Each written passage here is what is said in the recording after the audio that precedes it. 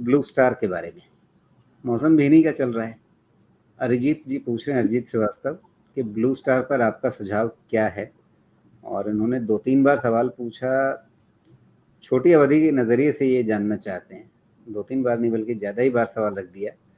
और आगे फिर इन्होंने लिखा है कि 800 पर शेयर ब्लू स्टार है। छोटी ब्लू, अवधि के लिए आपका नज़रिया क्या है इस पर? हाँ, आपने बोला मौसम इनका चल रहा है, मेरे हिसाब से तो मौसम आ गया एजिथ्रोमाइसिन का बारिश। क्योंकि मैं खुद ही इधर में लग रहा है इम्पैक्टेड बैठा हुआ हूँ। तो ब्लू स्टार के फेवर में एक बात जाती है, जब इसी सेगमेंट में आप एनालाइज करेंगे ग्रोथ का, तो market share certainly blue star के फेवर में जा रहा है।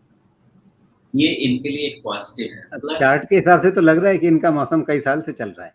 हाँ, इन्हीं का मौसम चल रहा है। बाकी वोल्टास का मौसम या जॉनसन कंट्रोल्स का पता नहीं कब मौसम आएगा, सबका मौसम अलग अलग चल रहा है।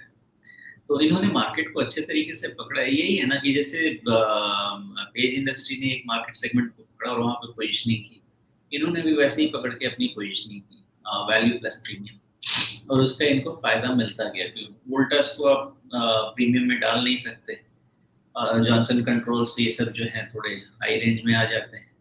इन्होंने अपनी पोजीशनिंग कहीं पे जाके कर दी। प्लस मार्केटिंग स्ट्रैटेजी पे भी बहुत फर्क पड़ता है। तो अभी इनके फेवर में है AC market. Market share gain हो रहा है जब तक, तब तक तो फेवरेबल रहेगा ही। बट इन खासकर एसी और कूलर प्लेयर के साथ पिछले 3 साल से हुई है नाइंसाफी एक्चुअली। अब शायद जाके आने वाला 2-3 साल इनका हो सकता है, ऐसा मेरा अंदाजा है।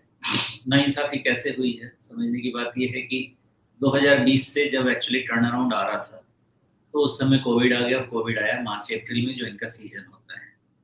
वो खत्म होके दूसरा पहुंच गया डेल्टा, वो भी पहुंच गए मार्च अप्रैल में जो इनका सीजन होता है।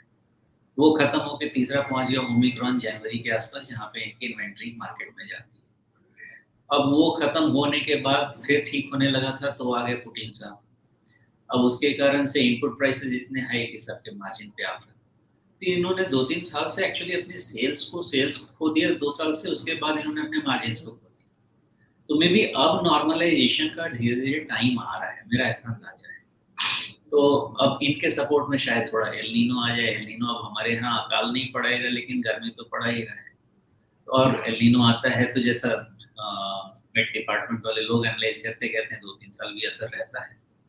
तो उस हिसाब से देखा जाए तो हो सकता है आने वाला समय एसी कूलर वाले का अगले 2-3 साल तक रहेगा। ये क्वार्टर अच्छा नहीं रहेगा, ऐसा तो मैनेजमेंट ने खुद ही बोल दिया है कि सेल्स में बहुत ज़्यादा जंप नहीं दिख रहा है एसी सेगमेंट।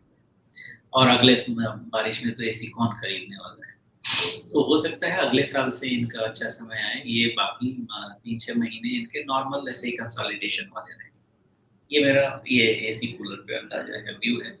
लेकिन आने वाला समय मुझे लगता है कि ठीक रहेगा। अब आते हैं ब्लू स्टार पे। ब्लू स्टार पे क्या है, रन अप बहुत हो चुका है, और इसका एक करेक्शन टुवर्ड्स 50 डीएम में पॉसिबल है।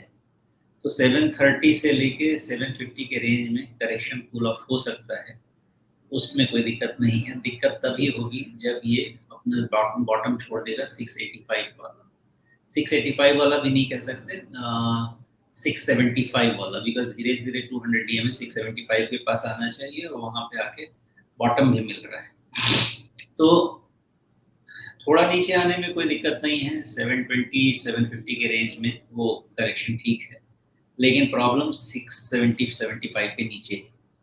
तब तक ये मैक्सिमम हो सकता है कि कंसोलिडेट करे, या 50 डीएम में अगर वो भी छूटा तो 200 डीएम में रीटेस्ट, एक बार टेस्ट करें। जी, लेकिन अगर उनका नज़रिया ज़्यादा लंबा नहीं है, शॉर्ट टर्म के हिसाब से है, तो क्या इन्हें कहीं पे जो 50 डे मूविंग एवरेज है 735 के आसपास अभी, और एक ट्रेंड लाइन अगर हम नीचे से खींच रहे हैं तो वो भी वहीं पे आ रही है, क्योंकि 735 का एक लेवल, और अगर हम कहें कि 200 डे मूविंग एवरेज 675 के आसपास, तो ये लगभग 60 रुपये का अंतर आ जाएगा, 10% के आसपास।